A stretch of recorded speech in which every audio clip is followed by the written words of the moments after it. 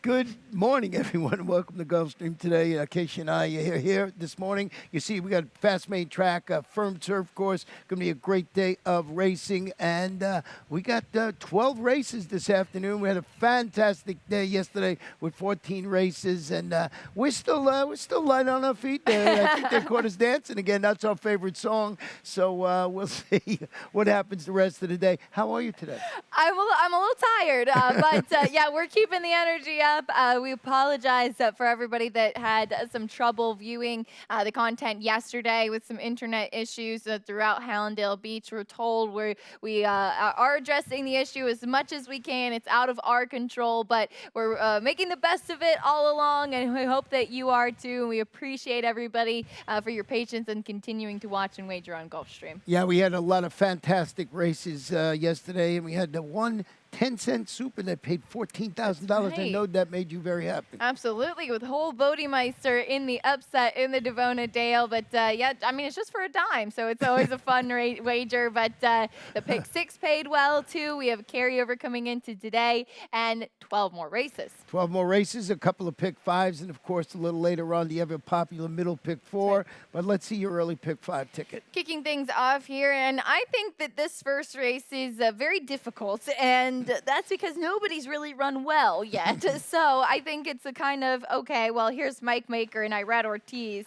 and that's why the one is 9-5, even though he was beaten by 9 lengths last time out. I liked the 4 Maxi Moon as a bit of a long shot, and Jarlian, I guess, on the drop-in class, though he didn't run a step in his debut. I'm just going to stand alone with Cookie Cove in race number 2. Wanting to have some coverage in some of the other races, I needed a single. We have a nice maiden special weight in the 3rd, sprinting on dirt for the boys. Looking forward to that one, and I'm 4 deep in there. Nice maiden special weight sprinting on turf in race 4. 3 deep in that race, too, though Candy Jars, it looks like Bill Mott has some strong second-time starters. And we have in race number 5 this afternoon, nice little overnight stake here, the Senor Quisqueano. It was a fun horse around in South Florida for Peter Walder. Yes, Quisqueano, and we got Kinani, who's certainly a rejuvenated 7-year-old, a horse we'll talk about, and I know you used that one on your ticket. Yeah, this first race, this is the head scratcher supreme of the day. I ended up, I did the same thing that I saw Jarlian, that you pointed out, did not run a step in its debut, but dropping today to the 25 level, he just failed to get on track, and that was his special weight debut. Bill Mott, he's really good. He's 25% with horses making similar class drops. Edgar Zayas had the big win yesterday, that $100 plus horse, so I just thought that maybe this was the way to go. Up there right now at, what odds is he right now? 6-1. I can understand that. Yeah, and I guess the biggest thing is, like we said, he just did not run first time out, but he was also just under 30-1 in his debut. So I have to imagine he's going to be able to take a step forward second time out. Had a bit of a price play, who seems to kind of be a sort of a wise guy horse, and that's the number 4 Maxi Moon. Gelding by Malibu Moon does have a good turf pedigree on the bottom side. Out of a mare who is a stakes winner and a 5-time turf winner, did produce one other minor turf winner, and has some good workouts over at the Palmettos turf course. So let's see if he's ready to roll at first asking. I think the 5 might be the speed in here. That's Catherine's Joy, stretching out to the mile and the 16th. Set the pace last time out. Weakened to finish 6th. Against similar going a mile. But his ability to be on it with the pace maybe turns out okay for him. You don't know if one of these horses that had trouble are going to show more speed in its last race. So pretty wide open affair in race number 1. And you're right about the 1, and you just see the connections. You got to use that horse somewhere. I did not. I agree, but it's kind of a tough horse to like after that last race, though. Well, let's go to race number 2 this afternoon, and this one is a 5.5 furlong sprint. These are claimers, fillies and mares, 4 and up, non-winners of 2 in life, 12.5 down to $10.5 $1,000, and you have the number 7 Cookie Cove on top. We'll talk about that horse in a minute. I just want to go back and show you the performance of Luann, and I just thought this horse was pretty interesting. You're going to see the start here where she bobbles and bumps at the start. She just has a little rough start. She gets bumped around after stumbling at the start, and we're going to switch it to the top of the stretch to the wire, where she draws off to win it, like unbelievably impressive for by six, almost 7 lengths in this race. And I just thought that this one, Frank Calabrese's owner with Staffy Joseph Jr., the trainer, were they trying to put one over? They didn't know what they had. I don't think so. They always know what they have. But this horse ran well, and Kelsey Dana jumped in and grabbed this horse. I don't know what we're going to get. I don't either. And I maybe it was too hard in not using this horse at all, but got a 76 buyer speed figure for that debut, debuting for 12.5, now claimed off of Safi, which is not a usual productive move. And Kelsey Dana does a very good job, but claiming horse is not one of the moves that she's known for, we see high percentages with. I do think it's encouraging that Irad Ortiz stays aboard, and we'll see what we get second time out. I just really liked a lot the number 7 Cookie Cove, who I know has burned some money and has had many chances. But first off the claim now, after moving to the dirt last time and ran a good second that day, and now first off the claim for the Nota Barn. Very good numbers off the claim. Jose Ortiz going to climb aboard this one. Yeah, one of the horse I'll touch on, Hold the Applause 3, stretching out to 5.5, shipped down from Woodbine and finished second behind that repeat winner, just come back to win the other day. Gitana going 5 furlongs last out. Rowan Crichton, Miguel Vasquez. Oh, so important second journey over the track. So another wide open. And I think probably Cookie Cove is a major player in there. I just thought the one horse on the inside with that performance was going to attract some attention, some IRAD attention, we'll put it that way. We'll go to race number 3, 6 furlongs. This is a really nice race. These are maiden special weight, 3-year-olds, no scratches, and very few scratches on today's card. So you will be saying this in the first race was the Alsos, then a couple other scratches, and that's it. I did, like you did, go with number 1, Harvard, on top of the ticket. The full brother to multiple Grade 1 winner, Classic Empire. Looking forward to seeing what this one might show. And Classic Empire, as talented as he was as quirky as they come. So I'm looking forward to seeing what Harvard has to offer here. Rodolphe Brisset trains this one, who's been training up at Palm Meadows. Obviously has that big pedigree, but like I said, that quirks. Let's see if they run in the family, as this is the full brother to a very talented horse. Well, the Tyler Gaffleon will be riding this afternoon. I went with we have our tribe basically flip-flopped here. I went with Corrado in second, who's the son of Distorted Humor, debuting for Shug McGay with Lasix. String of those stamina-enhancing workouts over that deep Payson Park training track. Jose Ortiz rides the Cortland Farm Homebred. Yeah, they had a good day yesterday, of course. Cortland Farm Homebred Greatest Honor won the Fountain of Youth for Shug and Jose Ortiz. So they're looking to put all of that good energy back in with a first-time starter here, half to a stakes place horse named Carlino. I use the number 3, publicly available, caught by Liam's Map. Curious to see what this one has to offer for Chad Brown. Aaron Ortiz in that saddle, and I said my analysis, just watch the tote action. I'm going to think that one might end up being the favorite in there because of the connections. Race number 4, we're going back to the turf, 5 furlongs, maiden special weight fillies, 3-year-olds, and we both have the number 3, a Candy Jar, on top of our ticket. So let's go back and look at this horse's last race. We'll pick it up at the top of the stretch where she tips out 6 wide here. I counted the horses. It said 5 in the stuff, but I counted it was 6 wide and finished a really good second. It just kept flying through the stretch here, and I thought was going to get that was the even money favorite, Rockstar Row in there, and it just looked like this horse was going to get there under the shadow of the wires when it just ran out of real estate, and got beat by the even money favorite in that race. So I just thought Candy Jar would be sitting on a winning performance today. And she took a big step forward second time out as well, this Godolphin Homebred filly, and what a day it was yesterday for Bill Mott too. A couple of nice wins, including Antoinette back, the Saratoga Oaks winner from last year, who wired the field.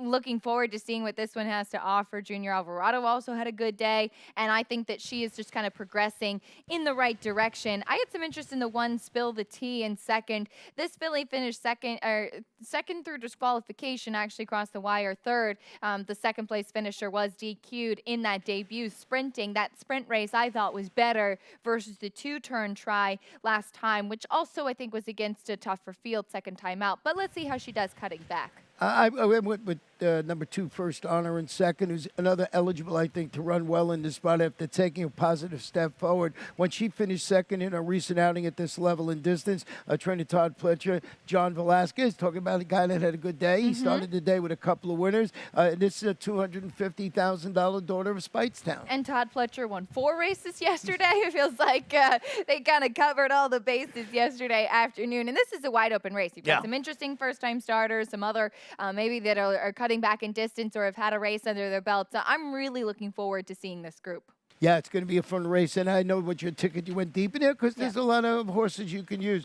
Race number 5 today, we got that starter handicap, 4-year-olds and up. It started for $30,000 or less. The Sir Kiano is the race, and I was just here's a horse. I'm going to start with Kanani. Here's a horse that no matter when this horse wins, I am never on this horse. And I was so surprised. He ran so well last time out. He's certainly a rejuvenated 7-year-old. He's going to try and make it two in a row. He drew clear, and he was impressive in that race. For Tammy Levy, Arad Ortiz Jr. returning on the son of Algorithms. And so great to see Tammy doing well with this horse, and she's done a great job with him throughout his whole career, really. He has had success going longer, but I do think that the mile is actually his preferred distance, and he loves to kind of drop out of it and close late. And he showed that win in the Millions preview at GPW was not really a fluke. He came back with a nice win last time, and like to see Irad Ortiz stay support too, so I'm definitely rooting for this horse. But I had some interest in the number 4, Glory of Florida, and the biggest reason is that he has some more positional speed. He picks up Javier Castellano today, who wired the field on Say Off yesterday in a very, very good ride. And this one is a 5-year-old by Dialed In. I've been chasing him the last couple of starts. I don't think he'll be as big a price as he was last time in comparison with Kenane. I think they're kind of the top 2 runners in this spot. Yeah, one of the horses I used a little further down, Blessed Journey. And this one stretching out to the mile, shook off trouble at the start, had some incident there, tight quarters, defeat 25 starter runners going 7. 4, Carlos Perez, Junior Alvarado. He's just been riding great on both the main track and the turf, so threw that one on my ticket. And you have the one Create Again, who I guess will be a little bit of a class test today, but he does have that ever dangerous early speed. Yeah, definitely. We'll go to race number 6 this afternoon. And this, as soon as I turn the page here, excuse me, sticky papers down here. It's a mile and a 16th on the turf, maiden special weight, 3-year-olds, and another nice race, full field of 11. I'll say it once again, not many scratches on this card, and I'm going to start it off with Avenue, who's a $450,000 son of Quality Road, who's going to make his second start. Well, we're going to take a look at this horse. You know better than me when you see horses. It just seemed to be, to me, a little green in the stretch when he turns for home. He's, when you get to the part, he ducks in. He looks like he's racing greenly here, and I just thought that maybe with a little seasoning here you're going to see it. He gets the response to the rip and just sort of like straightens out, and then he sort of gets back to his left lead. And what happens in there, he's still able to hold on to finish second, which I thought was okay. But I just thought with some more seasoning for a top barn, who, like you mentioned, had 4 wins yesterday, that this horse would run better. Yeah, I agree with you on the greenness part. Yeah. I did not like that he showed up wearing blinkers first time out. He was 14-1 as a Todd Pletcher firster with a nice pedigree, $450,000 son of Quality Road. And to be honest with you, King of Dreams ran very well for Juan Avila wiring the field. I question how that race is going to stack up moving forward because it looked on paper like it was going to be really tough, and a lot of kind of the big players didn't really show up. So I am curious to see what we get from this horse second time out now having some seasoning. I absolutely agree with that he needed that and kind of that mental progression. But I thought that he meets some interesting kind of new faces in this spot. The number 7 Canby Lion is a second-time starter with a monster pedigree that I had thought was going to want to race, face Annex, who came back to win the Palm Beach last time. And then the number 8, Warren, son of Declaration of War, been training up at Payson Park. I thought a really interesting-looking first-time starter. Yeah, and the barn has really good stats with first-time starters, like 26%. Getting Lasix, getting John Velasquez. Had to have that one on our ticket. We got the same try, just boxed around a little bit in there. With that said, we're going to take a short break, and when we come back, we'll have my Rainbow 6 ticket this afternoon.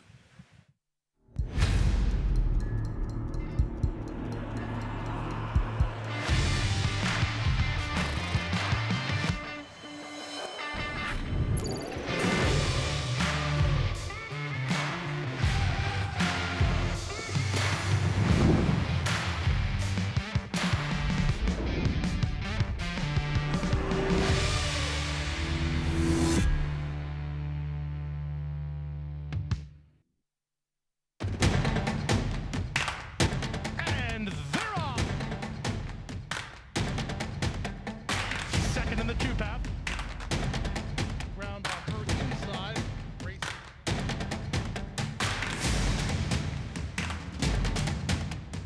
And a quarter of a mile to go, and he's 6 yards out. Last of the 12 as they roll into the backstretch. And welcome back to Gulfstream today. 11:30 a.m. And we have a really nice 12 race card this afternoon.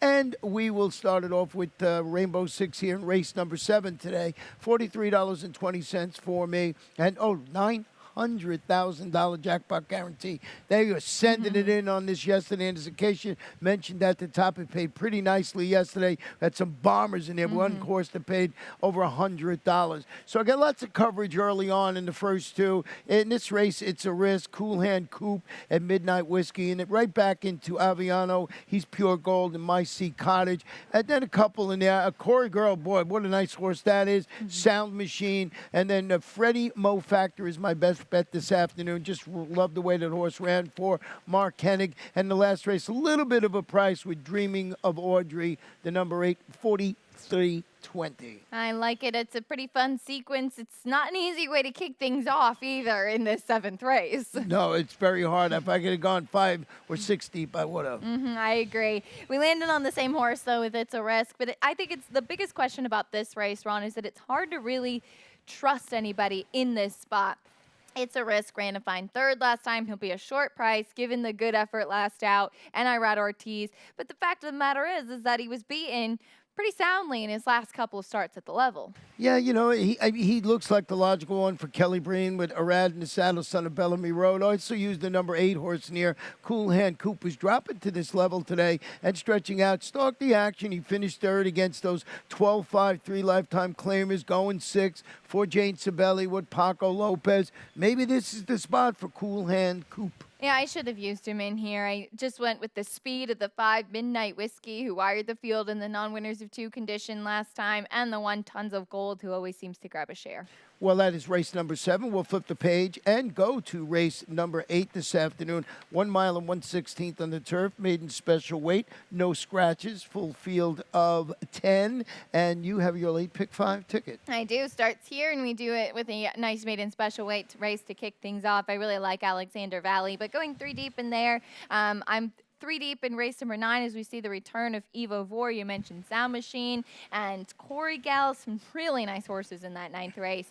Just 2 in the 10th and 11th. And then in the nightcap, I'll try to get home Foxtrot Seville and Zaffing.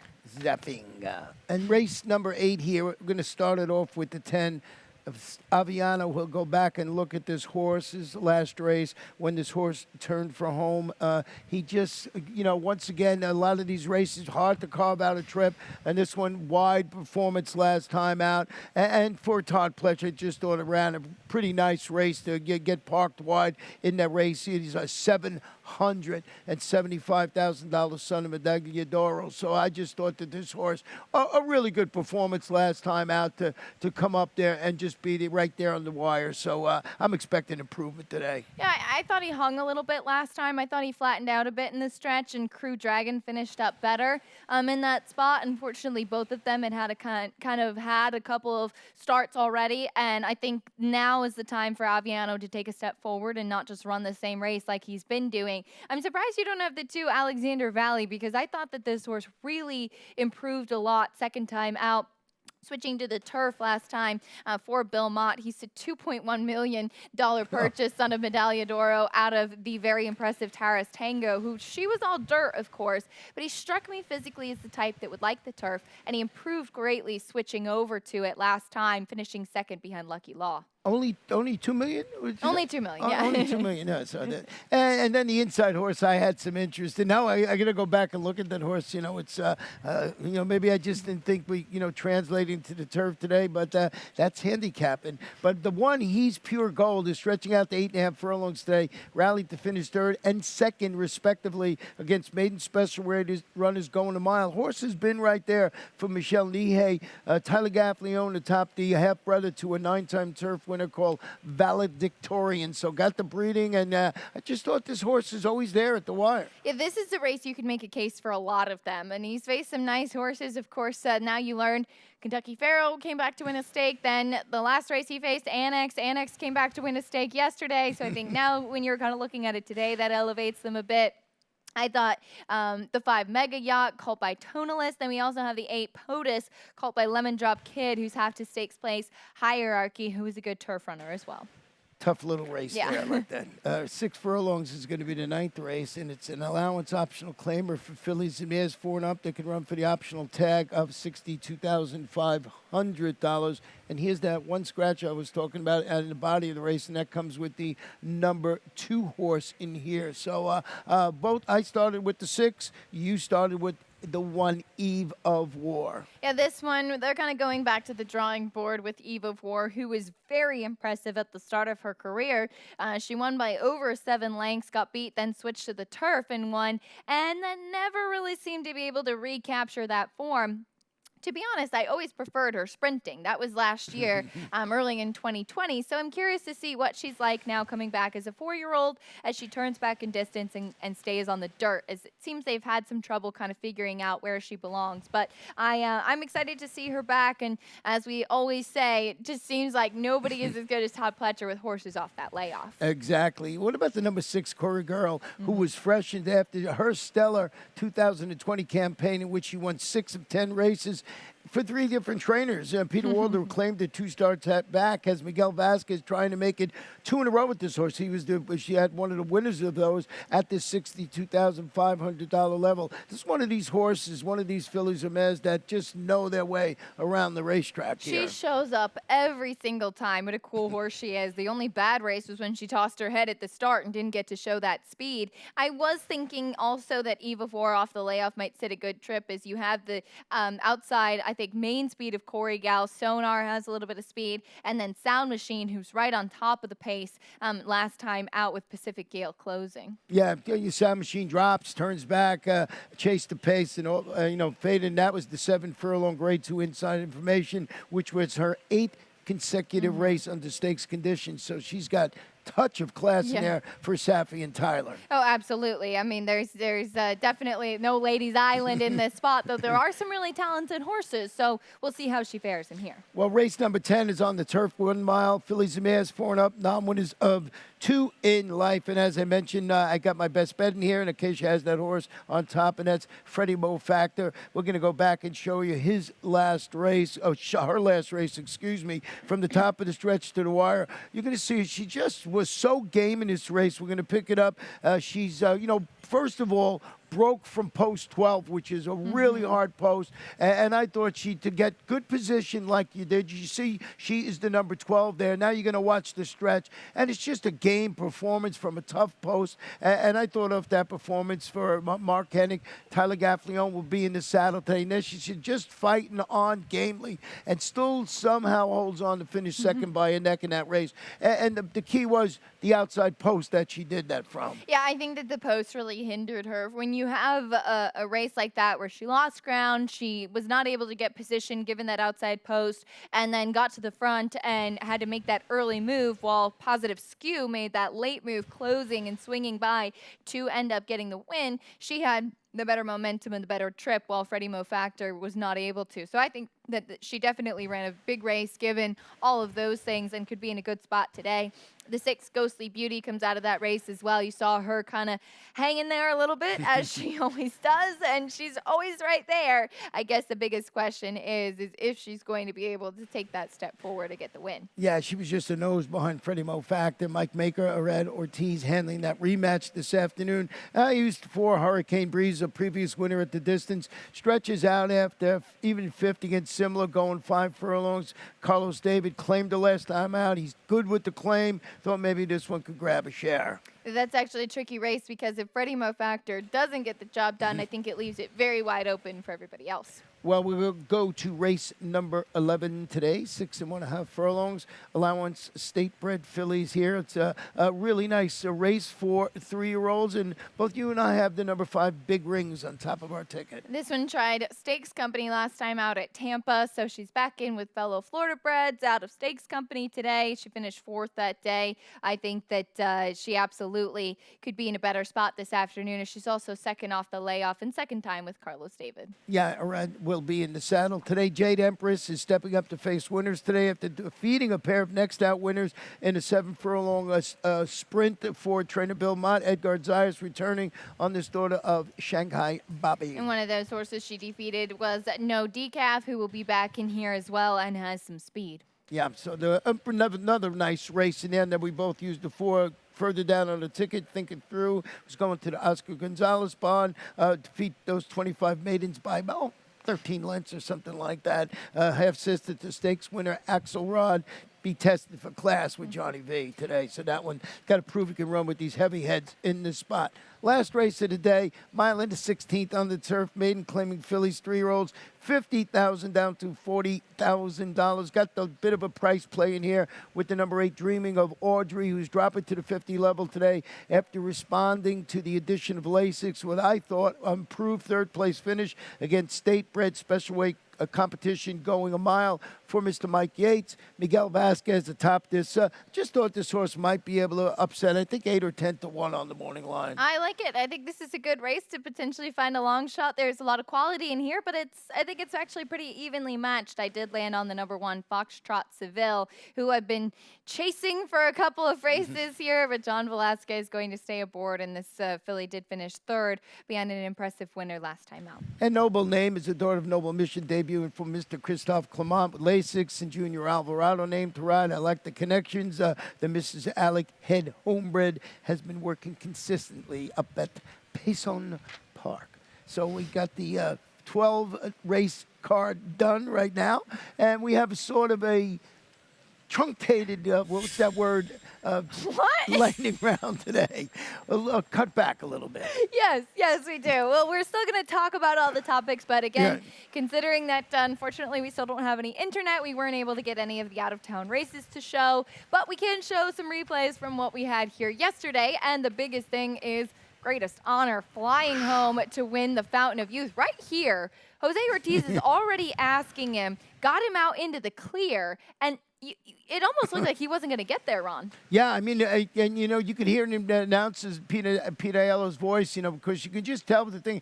And boy, he just, I just love the way he just gobbled up the ground. Look at his, you know, front legs just digging in. And I was out there watching it live, and he just flew by these horses. And, of course, that's the first finish line we had to use, so he had to get going. Got that short stretch run, so he had to make that move, and that just goes to show you how talented that horse was, because a lot of times horses don't get up when you're using that first finish line. No, absolutely right. And both Jose Ortiz and Shug McGay, he's saying afterwards they're so glad that he doesn't have to run a mile and a 16th in the first finish line anymore, as of course it's a mile and an 1/8 for the Florida Derby, but that will put Greatest Honor on top of the Kentucky Derby leaderboard, and that was one of 3 wins yesterday for Jose Ortiz, and he was not the only one to have a multi-win day.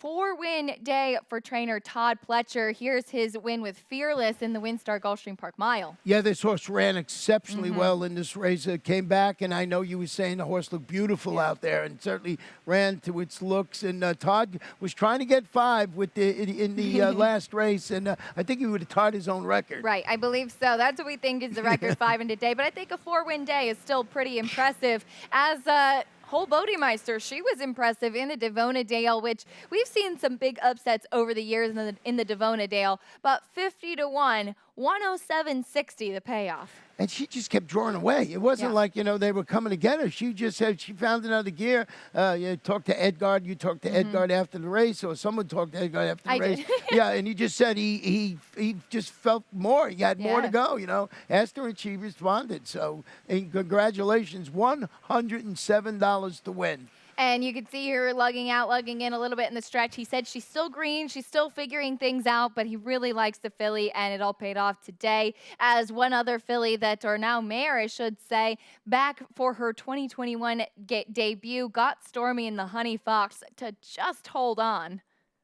Yeah, she ran a great race. She just got up. And it looked like I don't know if they'll have the photo here. I don't know if we went that far in it. I mean, it was a nose, much closer than I thought at the wire. So great performance, of course. She's was bought for 2.7 million, I think That's you right. said yesterday. Yeah, Wow. bought for $2.75 million by Spendthrift Farm, and now owns with My Racehorse. And looking forward to seeing what the rest of 2021 will have in store for her. Multiple Grade 1 winner back into the winner's circle. As we said, unfortunately, we don't have the replays, but some things to recap. As yesterday, a Mystic Guide for Mike Stidham won the Razorback, and it looks like now the Dubai World Cup might be under consideration. Wow, congratulations to the connections in the Dubai World Cup just a couple of weeks down the road. Absolutely. Very impressive win from that horse we saw winning at Saratoga this summer, and really, I think, has figured everything out now as a 4-year-old. Essential Quality made his 3-year-old debut yesterday. The Breeders' Cup champ and champion 2-year-old won the Southwest yesterday afternoon. It was a good day for Luis Saez as well out there at Oaklawn. Yeah, he went out there to ride, especially this horse, and it was a successful trip. Absolutely. As a birthday, one thing to show here, Tap It. What a day it was for him. Gets his 3-year-old stakes wins with not only Greatest Honor, but Essential Quality as well on his 20th birthday. What a stallion he is. Yeah, what a stallion. Yeah, you see Tap It, you know it's going to be a good horse to bet on. Absolutely, as that'll do it for our lightning round today. We'll have lots of information, hopefully, to bring you through the rest of the afternoon with a 12-race Sunday. Thanks for joining us here at Gulfstream.